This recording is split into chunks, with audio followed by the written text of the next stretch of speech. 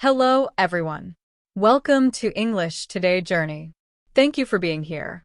If you enjoy learning English in a simple and meaningful way, please remember to subscribe. On this channel, we do more than just learn words and grammar. We also talk about ideas, emotions, and questions that are part of being human. We explore thoughts that make us stop, think, and understand ourselves better. Today's topic begins with a sentence that may sound strange at first. The sentence is, "Die before you die." When people hear this phrase, they often feel confused or uncomfortable. It sounds serious and a little scary. You might ask yourself, why would anyone talk about dying like this? It sounds like a puzzle or a line from an old poem. And in many ways, it is exactly that. This phrase comes from very old spiritual traditions. It is most famously linked to the 13th century Persian poet Rumi.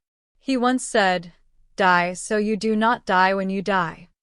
These words sound deep and mysterious, but they are not talking about physical death. They are not about fear, sadness, or the end of life. Instead, they are about freedom. The idea behind this phrase is about letting go. It means letting go of the parts of ourselves that keep us trapped. These parts can be our fears, our bad habits, our old beliefs, and even the roles we play every day. Many of us wear masks without noticing. We try to be who others expect us to be. Over time, we forget who we truly are.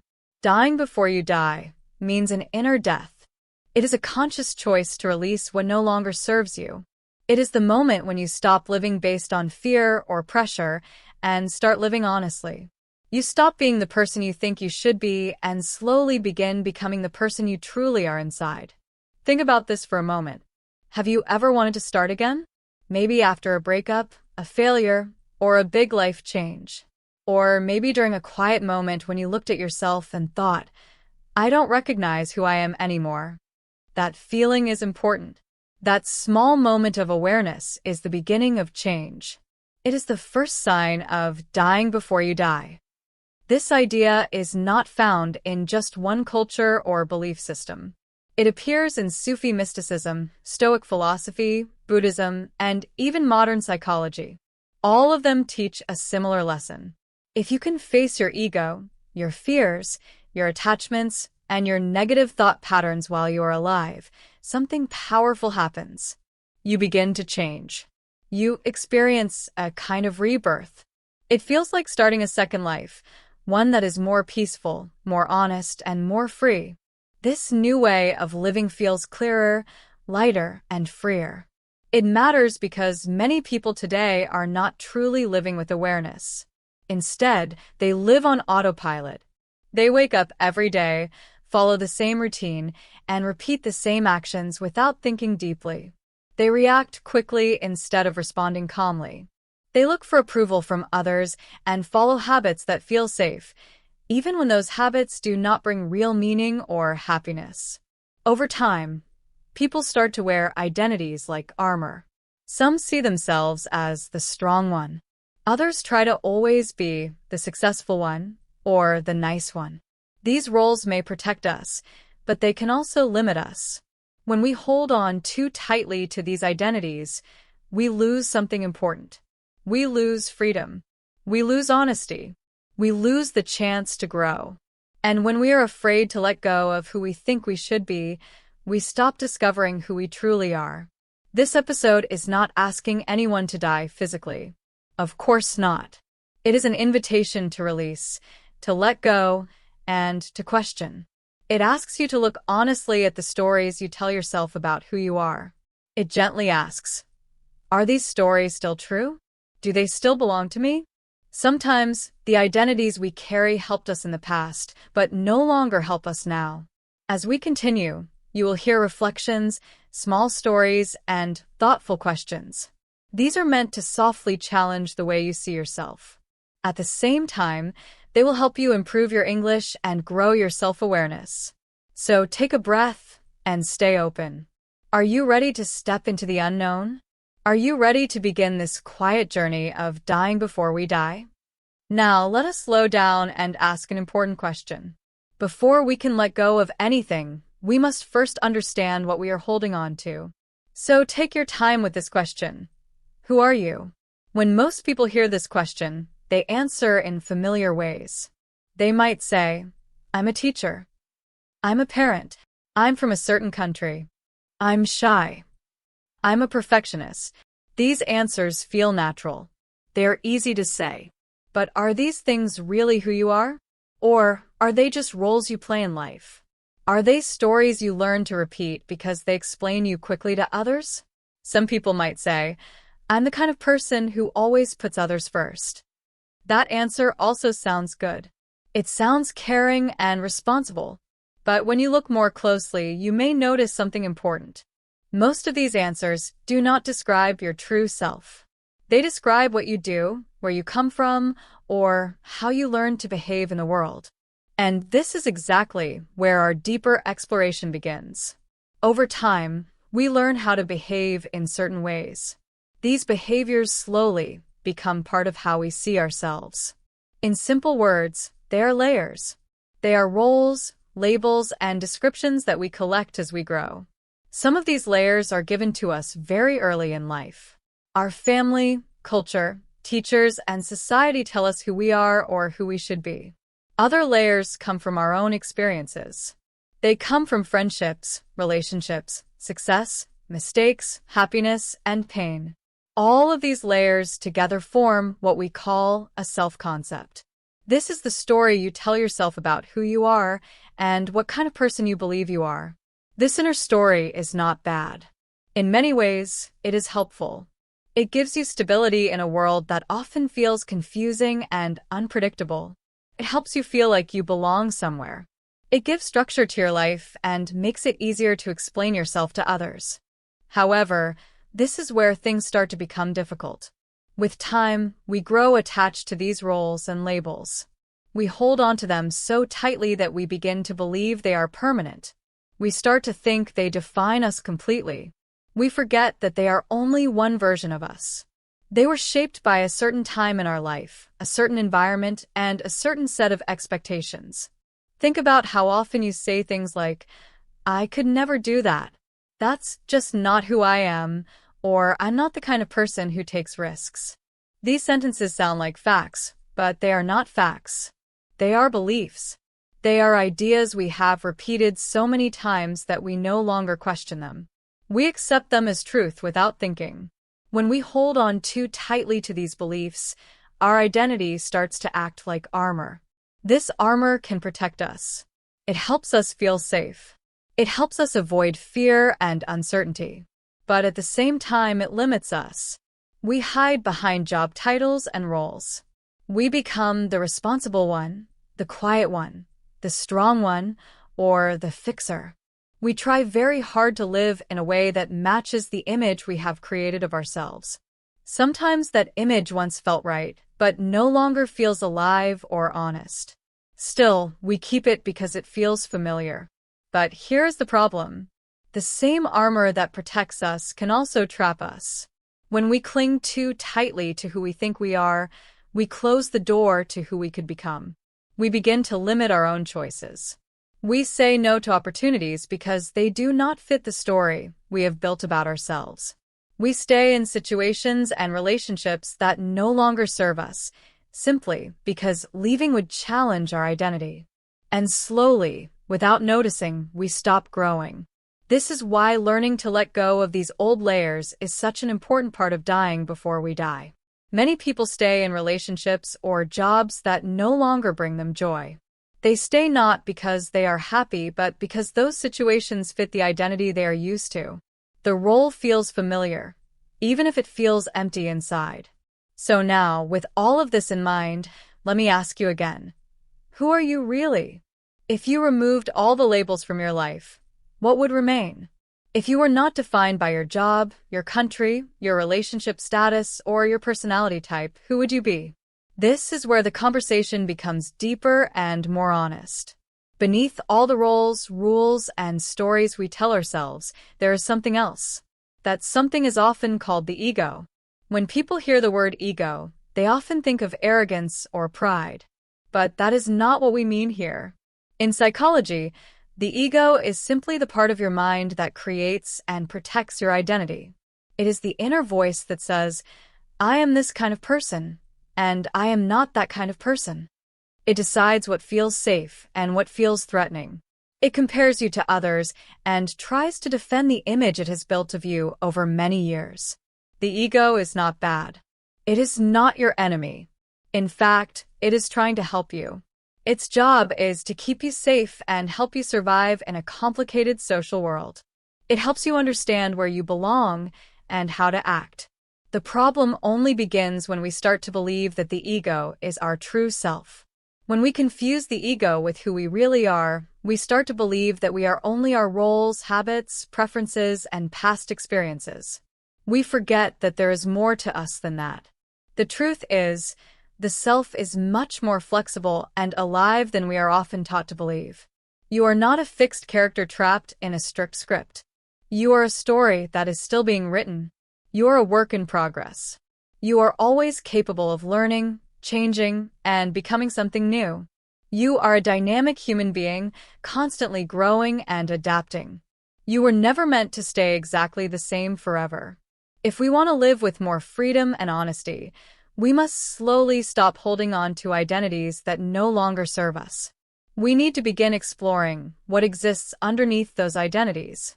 This is not easy work. Letting go of an identity can feel like a small kind of death. If you have always been the high achiever, you might wonder who you are without praise, awards, or success. If you have always been the caregiver, you might feel lost when you are no longer needed in that role. These questions can feel uncomfortable, even scary, but they are also powerful. They open the door to a deeper and more authentic way of living. And this is another step in the journey of dying before we die. What happens when you finally decide to put your own needs first? If your sense of worth has always come from being the smart one or the strong one, what happens when life humbles you? What happens when you fail, feel lost, or fall apart? These moments can feel frightening because they shake the identity you depended on for so long. But here's the good news. No matter what happens, something deeper always remains. Beneath all the layers of identity, beneath the roles and stories you show to the world, there is a quieter self. This deeper self is not trying to impress anyone. It does not need to perform or prove its value. It does not look for approval or validation because it already feels complete. This is the true meaning of dying before you die. It is not about destroying who you are. It is not about becoming empty or lost. It is about letting go of the illusions you have mistaken for your true self.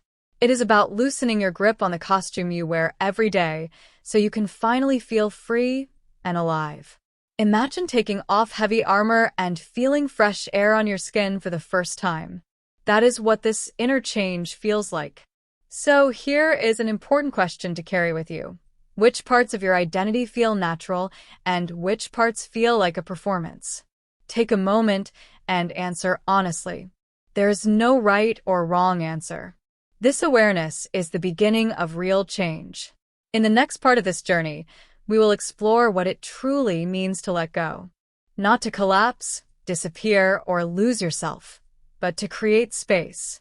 Space for something more honest, more flexible, and more alive to grow within you. This is sometimes called the death of the ego, and it is not as dark as it sounds. Now that we have looked closely at the identities we wear, the roles we play, and the stories we tell ourselves, let us go deeper into the heart of today's topic. What does it actually mean to die before you die? What is it that is meant to die? Once again, we return to the idea of the ego.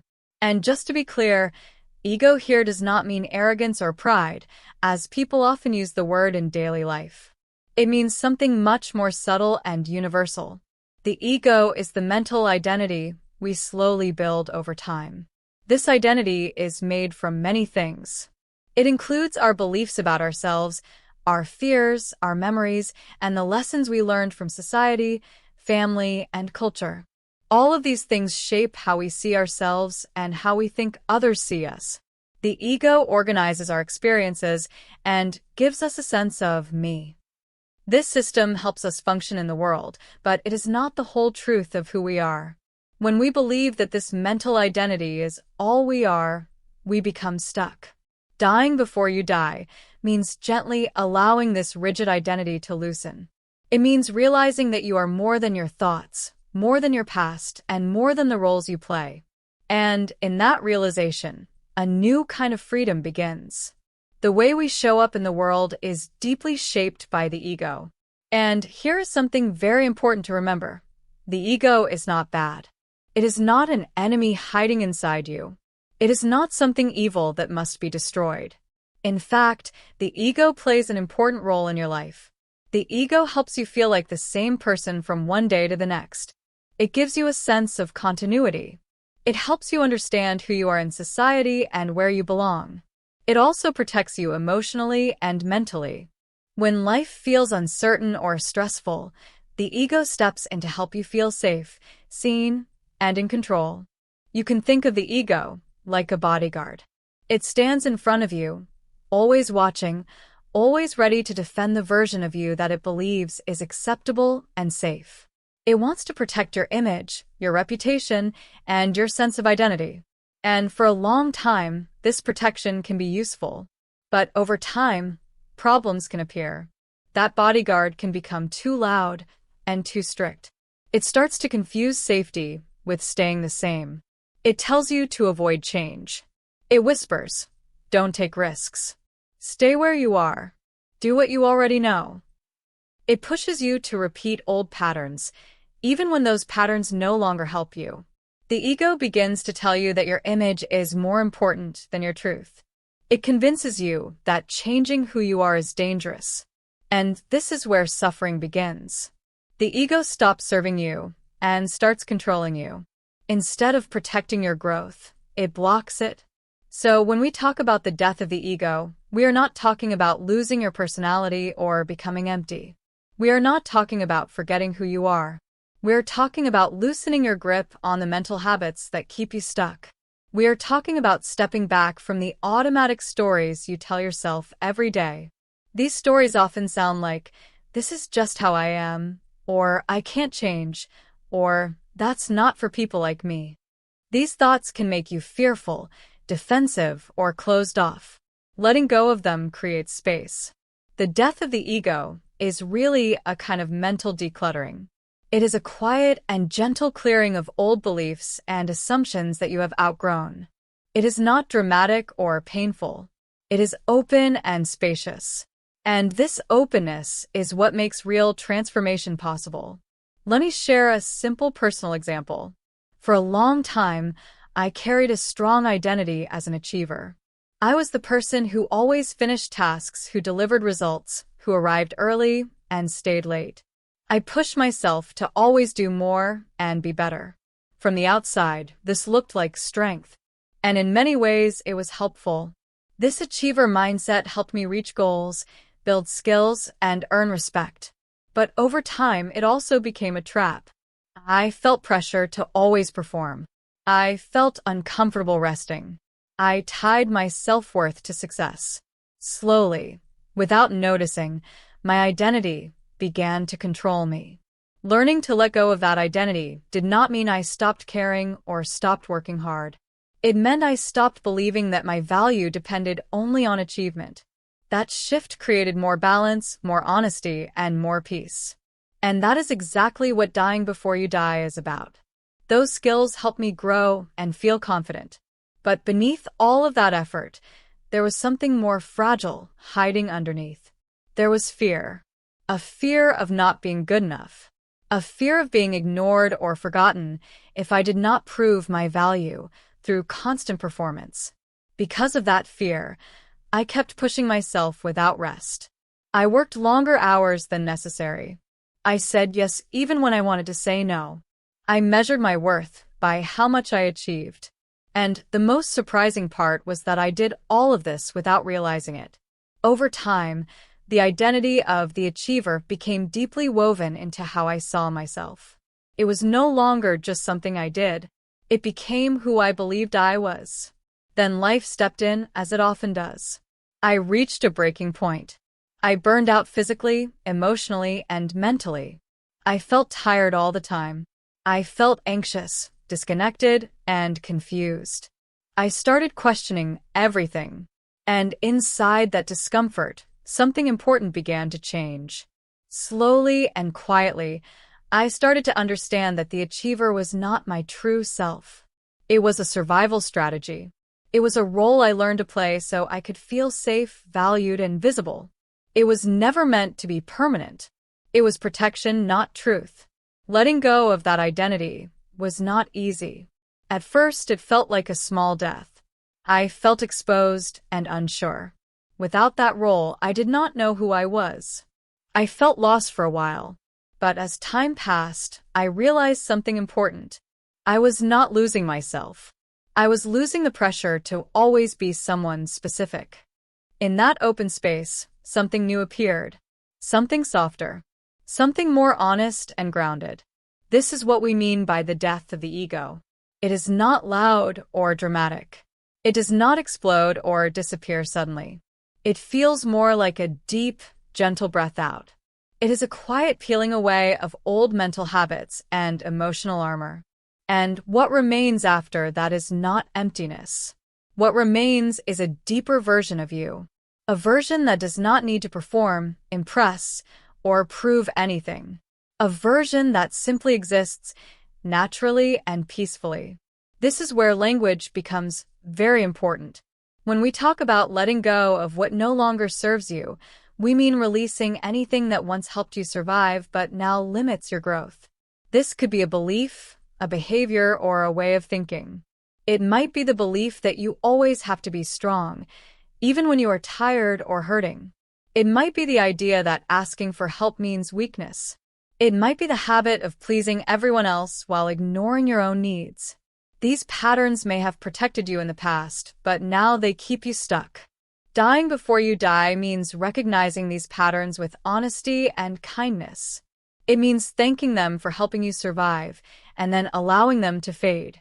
In their place, you create room for a life that feels more real, more flexible, and more alive. And this is not an ending. It is a beginning. Or maybe it is the belief that you are not creative, or the habit of judging yourself for feeling too deeply. These patterns are also part of the ego. They are not signs that something is wrong with you. They are signs of conditioning. They show how you learn to protect yourself in a world that once felt unsafe or unpredictable. The important thing to remember is this: these patterns are not permanent. The ego is not made of stone. It is more like a costume. It is something you have worn for so long that you forgot it was something you put on. And once you begin to see it clearly, you realize you have a choice. You can begin to take it off slowly, piece by piece, moment by moment. So if you are listening and thinking, I've always been the peacekeeper, or I've always been the independent one, or I've never been the kind of person who takes risks, pause for a moment. Ask yourself a gentle question. Is that still true? Or is that just what I have become used to believing? When we talk about dying before you die, we are really talking about letting go of these fixed identities. These are the identities that keep you small, safe, and predictable. Letting them go allows something freer, more alive, and more real to be born. This process is about releasing who you thought you had to be so you can finally step into who you truly are. And no, this is not dark or frightening. It is not grim or morbid. It is deeply liberating. When you stop clinging to the ego's narrow version of yourself, you create space. Space for a wider life. Space for curiosity, growth, and honesty. Life begins to feel lighter, more open. It can feel like you're finally able to breathe again after holding your breath for a long time. So here is something to reflect on as we move forward. What identity are you still holding on to? Not because it feels true, but because it feels familiar. And if you were to gently set that identity down, even for a short moment, who might you become? Now, let us slow down together. Not just in this episode, but inside ourselves. Take a pause. Take a quiet breath. Because before anything can truly change, before we can let go, shift direction, or see ourselves clearly, there is something very important we need to notice. We need to notice the inner noise, the constant stream of thoughts, judgments, worries, and stories that fill our minds every day. This noise often keeps us distracted. It pulls us into the past or pushes us into the future. And as long as it is loud, it becomes difficult to hear anything deeper. Quieting this inner noise does not mean forcing your mind to stop. It means learning to observe your thoughts without becoming lost in them. It means creating small moments of stillness where awareness can grow. And it is in this stillness that real understanding begins. This is where the next part of the journey takes us. Before we can truly die to old identities, before we can loosen the ego's grip, we must learn how to slow down and listen. Because beneath the noise, beneath the stories, there is a deeper truth waiting to be heard. Most of us live with something every single day, yet we rarely notice it clearly. It is the constant stream of thoughts moving through our minds. Everyone has it. That inner voice inside your head. Sometimes it sounds like your own voice. Other times it sounds like a parent, a teacher, or a critical voice you learned from the past. And this voice almost never stops. It is like a quiet radio playing in the background of your life. Always talking. Always commenting. Always judging. It worries about the future. It compares you to others. It replays old conversations again and again. It imagines new conversations that may never happen. It whispers questions like, what if I fail? What if I said the wrong thing? What if I am not good enough? This is what we call mental chatter. At first, it may seem harmless. After all, it is just thoughts. But over time, this constant noise has a strong effect on how we feel and how we live. It shapes how we experience reality. It creates tension in the body. It feeds anxiety and stress. It keeps us stuck in cycles of self-doubt and overthinking. You have probably heard people say things like, I'm stuck in my own head, or I went down a rabbit hole.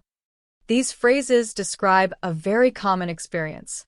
It is the moment when thoughts take over and begin looping again and again without any clear solution.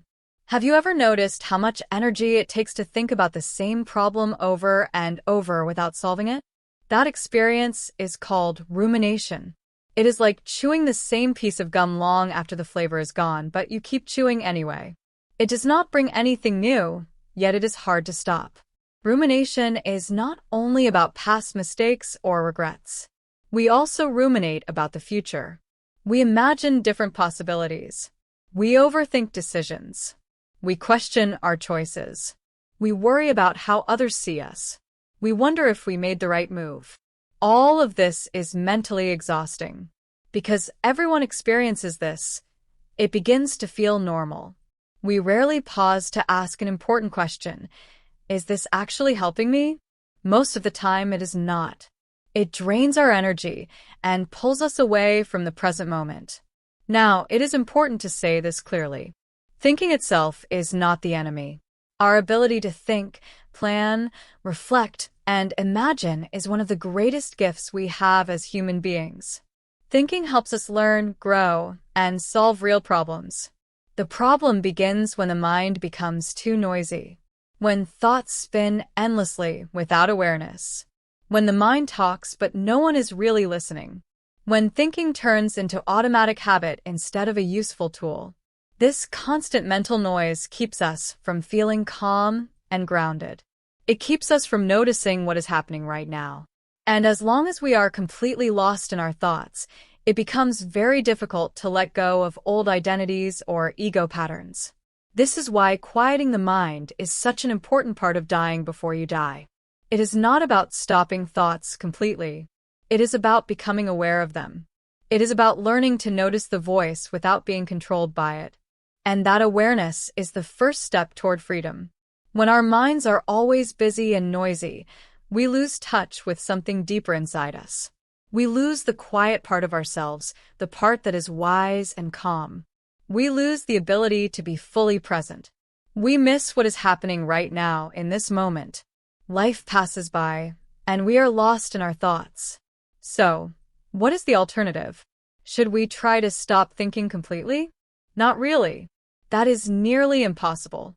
The goal is not to silence the mind, because thoughts will always come. The goal is to observe your mind, to notice your thoughts without automatically following them or believing them. The moment you can do this, something powerful happens. You begin to reclaim a sense of inner freedom. You realize that you are not your thoughts.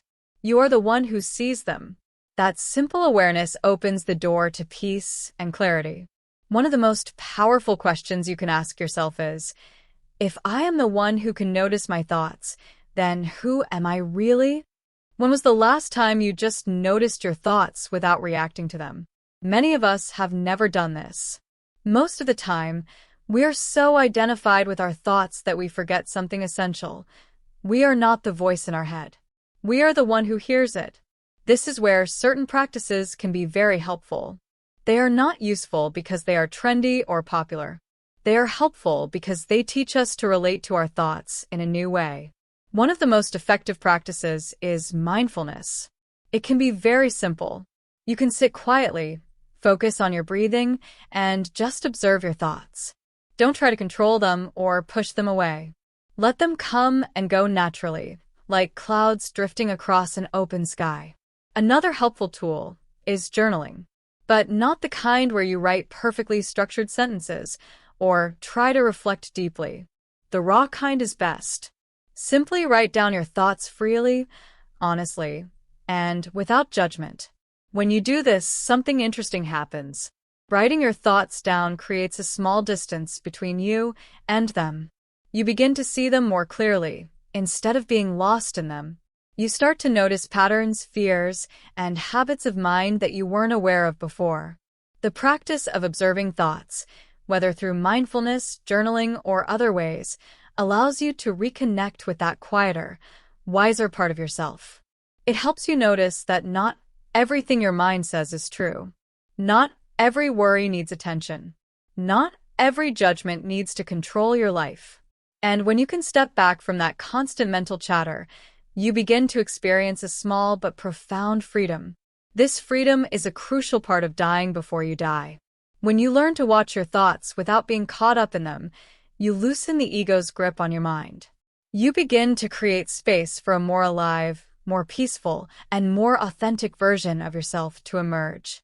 This is the doorway to transformation, and it begins with simply noticing. When we begin to observe our thoughts, something remarkable happens. We start noticing patterns. We can tell which thoughts come from fear, which thoughts are just echoes of someone else's voice, and which thoughts actually deserve our attention. This simple awareness is a powerful first step toward freedom. We begin to see that not every thought is true, not every worry is necessary, and not every judgment is ours to carry. Another simple but powerful tool is breath work. Even pausing to take 3 slow, deep breaths can change everything. It might sound basic, but it works. Taking a moment to breathe interrupts the mental noise and brings you back into your body, into this very moment. Breath is always happening in the present. It is not in the past or the future. When we focus on it, we are reminded that life is unfolding right now in this moment, not somewhere else. Practices like observing thoughts or focusing on the breath don't eliminate your mind's chatter. That's not the goal. The goal is to remember an important truth. You are not your thoughts. You are the one who notices them. Once you can watch your mind without getting pulled into every worry, doubt, or judgment, something deeper begins to appear. You find a quiet space beneath the noise. You discover an inner stillness that has always been there, but often goes unnoticed. From this stillness, clarity arises. You start to see how many of your thoughts are based on outdated fears, false assumptions, or old habits of judgment. You realize the mind resists change, not because change is harmful, but because the ego feels safe when things stay the same, even if the same situation is making you unhappy. The ego prefers familiarity because it feels secure, even at the cost of your growth, joy, and freedom. Here is a gentle challenge for you. The next time you feel anxious, overwhelmed, or mentally cluttered, Don't rush to fix it. Don't try to think your way out of it. Instead, pause. Take a breath. Observe. Simply notice what happens when you stop reacting and start witnessing. You might be surprised at how quickly the energy begins to shift. You may even start to recognize that your inner voice, that constant narrator in your head, is not the whole story. It is only one perspective, a well-meaning storyteller, but not the final truth. Now, let's imagine something together. Picture yourself walking through life carrying a heavy backpack. You have been carrying it for so long that you almost forget it is there. Every day, it weighs you down, limiting your movement, slowing you down, and making life feel harder than it needs to be. That backpack is full of old thoughts, fears, judgments, and identities that you no longer need. Some of it may have helped you survive at one point, but now it only holds you back. The liberating power of letting go comes when you start to set down the backpack, even just for a moment. You don't have to carry it all the time. You allow yourself to rest, breathe, and move freely. You begin to notice how much lighter life feels. Every step becomes easier. You start to see that letting go is not scary, it is freeing. It makes space for a more alive, more present, and more authentic version of yourself to emerge. By observing your thoughts and practicing small moments of stillness, you start to reclaim your life from the mental noise that has held you for so long. You discover clarity, creativity, and a sense of true self-awareness. You realize that you are not defined by your past fears or your mental chatter. You are the one who watches it all, the one who can choose which thoughts to follow and which to release. And that choice, that simple awareness, is the first step toward real freedom. Sometimes we carry a weight every day and hardly even notice it. It's like a backpack that is always on your shoulders. Every step feels harder than it should. You've gotten used to it, so you think it's normal. But the truth is, it is holding you back. Now, imagine opening that backpack. Look inside. It is not filled with useful things, no tools, no food, nothing that truly helps you. Instead, it is packed with old fears, outdated stories, impossible expectations, and ideas about who you are supposed to be. Some of those things may not even belong to you. They were given to you by your family, your culture, or your past experiences. And because you've carried them for so long, they feel like they are part of you, but they are not. Now, imagine what it would feel like to stop walking. To gently take that backpack off your shoulders and set it down. Just for a moment. That act is what we are really talking about today, the liberating power of letting go. When you start to notice the mental and emotional patterns you've been carrying, the habits, the identities, the inner stories, you begin to realize something very important. You have a choice. The ego doesn't like uncertainty. It wants to know what is coming. It wants to plan, predict, and control everything. But life doesn't work like that. Real life moves in unexpected ways. It unfolds. It surprises. And it asks us to trust. Trust is at the heart of letting go. Letting go is not the same as giving up or resigning yourself to life. It is a quiet strength. It is saying, I don't know what will happen next, but I am willing to make space for it. It is an act of courage to release what was so that what is can reach you. When you stop clinging to the past, you allow life to flow again. Opportunities, insights, and meaningful connections begin to appear, not because you force them, but because you stopped blocking them with fear, control, and old habits. Letting go doesn't erase the past. It simply loosens its grip on the present. It is the moment when you stop arguing with reality and start listening to it. This is where a quiet peace begins to grow. You may notice it slowly at first. Perhaps a little more patience in situations that used to frustrate you. Maybe a deeper breath when tension arises. Or a sense of ease in moments that used to feel heavy or difficult. These small signs are proof that something inside you is shifting. Letting go is not dramatic or sudden. It doesn't require grand gestures. It is gentle, patient, and kind. It is about noticing the weight you've been carrying, acknowledging it, and then choosing moment by moment to set it down. It is a simple but powerful act. The more you practice letting go, the more space you create inside yourself. Space for clarity, creativity, and calm. Space for real self-awareness and freedom. You begin to see that life is not about holding tightly to what you thought you needed or who you thought you were. Life is about being present, flexible, and open to the unfolding moment. And in that openness, life finally has a chance to meet you fully. When you create space inside yourself, something new begins to grow. That space fills with presence, aliveness, and authenticity. When you let go of what no longer fits, you don't lose yourself. You actually find yourself more fully. You become more grounded, more whole, and more connected to life as it really is, not as your mind or ego thinks it should be. Maybe this is what dying before you die really means. It is not about an ending. It is about returning. Returning to simplicity, to truth, to the part of you that has always been free, hidden beneath layers of fear, expectation, and habit. Think for a moment. What might be possible if you stopped trying to hold everything together? What might change if you allowed yourself to soften, to release control, and to trust life instead of forcing it? Letting go is not about giving up. It is about making space, space for the real, the authentic, the alive parts of yourself to appear. When you release the need to chase, control, or prove, you open yourself to life as it naturally unfolds. Authenticity does not need to be loud. It does not seek attention or validation. It flows quietly, like water following its natural path. When you live from that place, life feels lighter, not because it becomes easy, but because you stop fighting yourself. You stop needing to earn your worth through endless doing. You stop seeking approval in spaces that were never meant to see or define you. You stop apologizing for your sensitivity, your slowness, or your truth.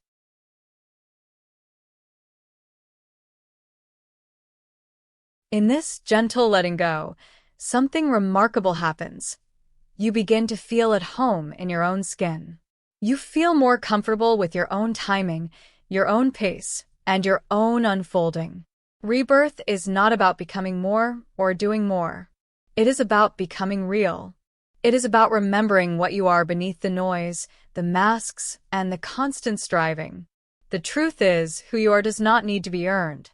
It does not need to be fixed or proven. It simply needs to be remembered. Beneath all the layers of fear, expectation, and identity, the real you has always been there. Quiet, steady, and free. Letting go helps you reconnect with that part of yourself, and in doing so, life becomes richer, calmer, and more meaningful. So, as you move forward, treat yourself gently. Honor the parts of you that have always been there, even when they were hidden. Give yourself permission to rest, to breathe, and to simply be.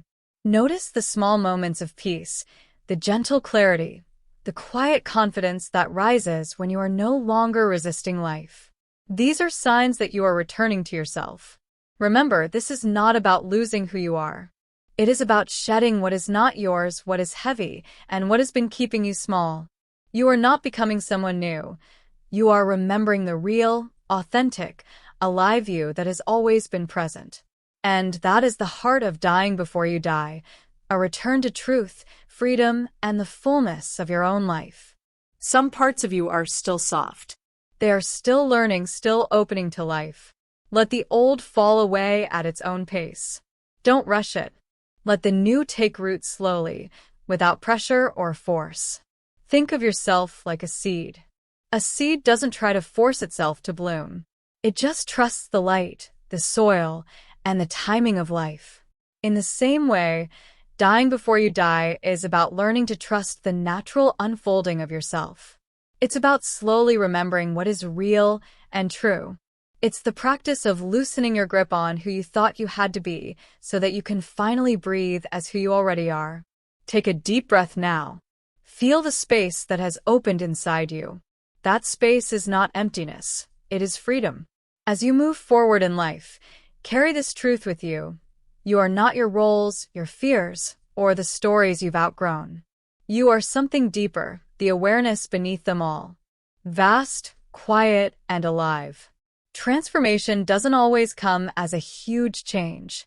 Often, it happens in tiny, subtle moments, what we might call micro-deaths. A micro-death occurs when you make a choice to release an old pattern. Maybe it happens when you stop responding to a message that would pull you back into anxiety or habit. Maybe it happens when you say no to something that doesn't feel right, even if it disappoints someone else. It could happen in a quiet moment when you stop defending your opinion just to be right and instead choose peace. These micro-deaths are small acts of letting go. You might notice yourself judging someone and decide instead to respond with compassion. Or you might notice your usual self-criticism rise, and this time you choose not to believe it. Each of these moments is a gentle release of the old self, the part that runs on fear, pride, or habit. And right after that letting go comes a micro-rebirth. Something opens up inside you. You breathe a little easier. You feel lighter. You respond differently. You see a new possibility that you hadn't noticed before. This is how real transformation works. It doesn't happen in massive leaps or dramatic events. It happens slowly, through countless small moments of awareness repeated over time. Eventually, these small shifts add up, and you start to notice yourself changing in ways that no one else might see. You laugh more freely. You stop needing every situation to go exactly the way you planned. You begin to live with more ease, more presence, and more openness to life as it is.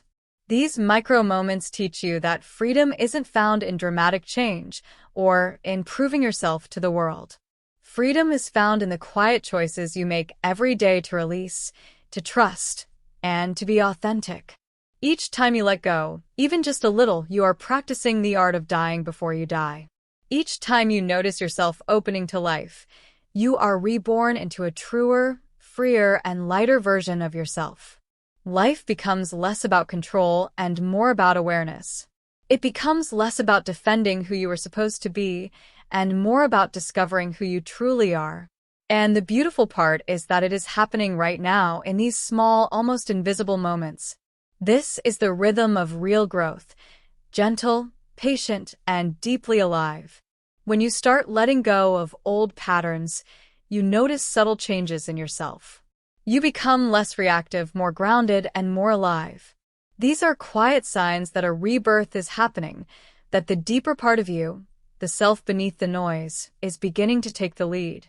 Of course, some days you will still fall back into old habits or reactions. That is normal. Even those moments are part of the process because now, when you fall, you notice it. That noticing itself is a form of awareness. Each time you observe yourself reacting, you awaken a little more. It reminds you that growth is ongoing, and it encourages patience with yourself. Maybe dying before you die isn't a single big event. Maybe it is a way of living, a daily practice of letting go, of allowing old versions of yourself to slowly fade. By doing this, you create space for more presence, more truth, and more life to flow through you. You start to realize something quietly profound. Transformation doesn't have to be forced. You simply stop resisting it. Every moment becomes an invitation to release what is false and step into what is real. This might look like saying no to something that drains your energy, even if part of you feels guilty. That small no is an act of courage. It is a tiny death of the old habit where you always said yes to please others, even at the cost of your own peace. Saying no is not selfish. It is self-respect. It is the start of a new pattern, a small rebirth in which you honor your own needs, energy, and limits. Or it could be changing habits that no longer suit who you are now. Maybe it is something simple, like taking a different route home from work to clear your mind, or something deeper, like choosing to stop replaying an old story that keeps you stuck in fear or regret. Each time you interrupt an automatic pattern, pause, breathe, and respond differently, you're practicing this inner death and rebirth.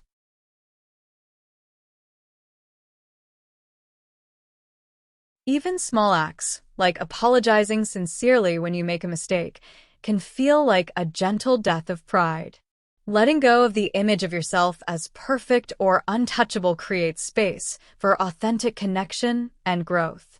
Each time you release a bit of ego-driven control, fear, or habit, you allow your truer self to shine. These moments might seem tiny or even invisible, but over time, they add up. You begin to notice yourself changing in ways others may not see, but you feel it. Life becomes lighter, easier to navigate, and more aligned with your true self. You laugh more freely. You respond with patience instead of reactivity. You trust yourself and life more naturally. This practice of small, repeated letting go shows that transformation is not about dramatic leaps. It is about consistent awareness, gentle surrender, and mindful choice. Each small death of an old habit or story is also a rebirth, a chance to live more fully, more freely, and more honestly. In this way, dying before you die becomes less about fear and more about liberation, growth, and the quiet unfolding of your real life. Sometimes we hold on to the need to always be right or perfect, but letting go of that desire, even for a moment, creates space for something new to grow. It allows real connection, honesty, and healing to happen. It takes courage, but it is freeing. The kind of death we're talking about here is not physical. It is emotional and mental. It is about letting go of habits and impulses that no longer serve you. It is about releasing the constant need to control everything and the habit of reacting automatically. It is about pausing long enough to ask yourself, am I reacting out of habit, or am I responding intentionally? This is a powerful question because so much of what we do every day happens automatically. We respond to people, challenges, and emotions in the same way we always have, simply because it feels familiar. But even a small pause gives you the chance to choose differently. It allows you to move through discomfort instead of running from it. And that is where growth happens. Growth is not always easy. It can be uncomfortable, awkward, and even painful. But these tiny moments of awareness, when you stop a reaction, let go of a limiting belief, or step outside your comfort zone, are the openings to a new version of yourself. Think about the last time you experienced something like this. Perhaps you stopped yourself from snapping in frustration and chose silence instead. Perhaps you finally asked for help instead of pretending everything was fine. Perhaps you forgave someone, or even yourself. Those moments might feel small, but they are not small at all. They are the quiet building blocks of transformation. Each moment is a tiny death of the old, habitual self and a small rebirth into a freer, calmer, more conscious self. The beautiful thing is you don't have to wait for a major life crisis or a big turning point to start this process. You can begin right now, in this very moment. You can pause once or twice a day and ask yourself, what am I holding on to right now? What can I let go of? How can I show up differently? These small acts of noticing and choosing are powerful. They slowly shift how you live and how you feel. Even tiny acts count. Saying no to something that drains you, stopping yourself from judgment, choosing patience over irritation, or simply breathing when your mind is racing. All of these are moments of letting go. Each one loosens the grip of the old self and allows a small rebirth to happen. Over time, these small, repeated choices add up. You start noticing subtle changes. You are less reactive, more grounded, and more present. You feel freer, lighter, and more connected to yourself and the world around you. Transformation, then, is not about waiting for a big event or forcing a change. It is about the small, everyday acts of letting go, choosing differently, and responding with awareness. Each moment becomes an opportunity to die to what is no longer serving you and be reborn into what is real, authentic, and alive within you. Life is made up of small moments, and each of these moments matters more than we often realize. One way to live more fully is to practice what some teachers call small deaths and small rebirths. This doesn't mean actual death. It means letting go of little parts of yourself every day, old habits, outdated beliefs, or ways of thinking that no longer serve you. When you do this regularly, you create a rhythm in your life, a natural flow of release and renewal. It's like a gentle dance where you continuously let go of what's old and make space for what's new. By paying attention to these small changes, you start to move through life with more ease and grace. You notice when you are acting on autopilot, going through the motions without thinking. When that happens, you can pause, take a deep breath, and consciously choose a new way of being. This simple awareness helps you stay connected to your intentions rather than being carried away by routine or habit. Even when change feels uncomfortable, remember that this discomfort is a sign that you are alive, learning, and growing, not failing. Life is not about reaching some perfect version of yourself at the end. There is no final finish line. Instead, life is about showing up every day, imperfectly, but beautifully and authentically. Each day is an opportunity to practice living fully, to embrace change, and to step into the new version of yourself that is always emerging. The idea of dying before you die is not just a personal practice. It shows up across many cultures, stories, and traditions. People from very different times and places have recognized the same truth. Real transformation often requires letting go of something old. It might be old habits, beliefs, identities, or ways of seeing the world. Only by releasing these things can something new grow. For example, the 13th century Persian mystic and Sufi teacher Rumi often wrote about spiritual death and rebirth in his poetry. He described the ego, the small, limited sense of self, burning away so that the light underneath could shine. He spoke of the soul dissolving into the beloved, a way of connecting deeply with the divine and living fully in the present. For Rumi, dying before you die was an invitation to move beyond the small, limited self and to experience a life of deep meaning and connection. The old self must fall away for true life to appear. We can also see this idea in modern stories and myths. Joseph Campbell, the famous scholar of myths, called this the hero's journey. In many stories, the hero must experience a kind of symbolic death before they can grow or change. They leave behind their old world, old fears, or old identities. Through this process, they are reborn into a new version of themselves, stronger, wiser, and more complete. Even in everyday life, we experience these small symbolic deaths. Losing a job, ending a friendship, or letting go of an expectation can feel painful, but these moments are opportunities for renewal. They are chances to shed what no longer serves us and to step into something better, something truer to who we are becoming. In this way, life is full of openings for transformation. Small deaths, small rebirths, letting go, and beginning again. These are the building blocks of a full and meaningful life. By noticing these moments, by breathing through discomfort, and by consciously choosing to grow, we create a life of intention and beauty. The journey is never over. Every day, in countless small ways, we die a little and are born anew, over and over, until we can live with full presence, clarity, and connection to the world and ourselves. In many stories, heroes go through something like a symbolic death before they can truly grow. They descend into darkness, face challenges, or go through difficult trials.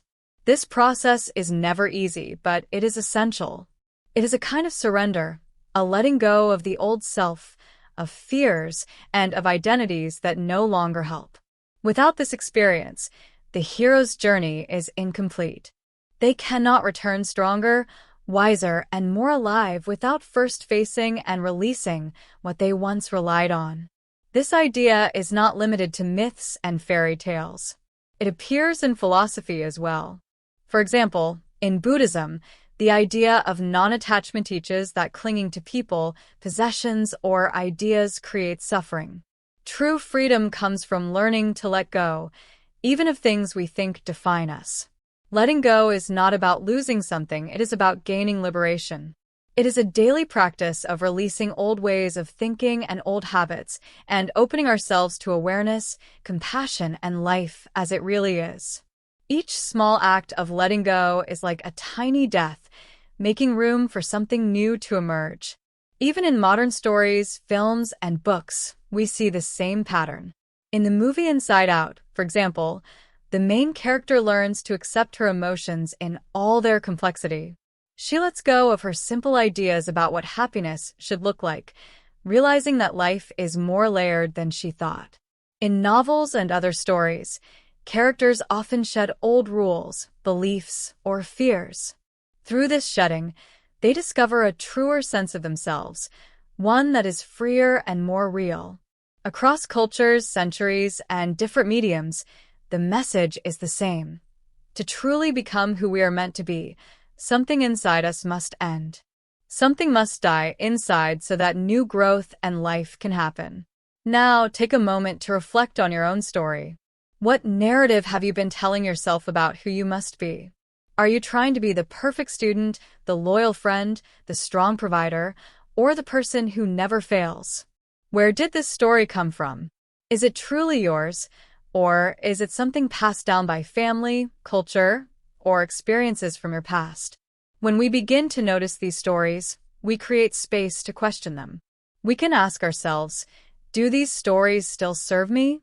Do they reflect my truth, or someone else's expectations? These questions are not always easy, but they are necessary for growth. By noticing the stories we live by, we can start to let go of the ones that no longer help us. We can begin to write new stories, stories that are freer, truer, and more alive. These stories are not about pretending to be perfect. They are about showing up honestly, even when it feels uncomfortable or uncertain. Transformation, then, is not just about changing what we do. It is about changing the stories we tell ourselves, the way we see the world, and the way we see ourselves. It is about creating space for new possibilities and discovering the person we are becoming beneath the old scripts and expectations. Every small act of letting go, every tiny death and rebirth, is part of a lifelong journey. Each moment gives us a chance to step closer to who we really are, to live more fully, and to embrace the beautiful complexity of life. The journey is ongoing. There is no final version of you waiting somewhere ahead. Life is a series of small endings and new beginnings, one after another, each inviting you to release what no longer serves and to step into a truer, more alive version of yourself. The stories we tell ourselves shape how we live. When the story changes, everything else can change too. This is why the idea of dying before you die is so powerful. It isn't just a personal practice, it is a shared human experience. People from all over the world, from different times and cultures, have recognized the same truth. To truly live, we must first be willing to let go of what no longer serves us. But this idea isn't about giving up or losing yourself. In fact, it is about waking up. Imagine the ego, the part of you that is always performing, protecting, or trying to control, isn't something to destroy or fear. Letting go of the ego is more like opening a door.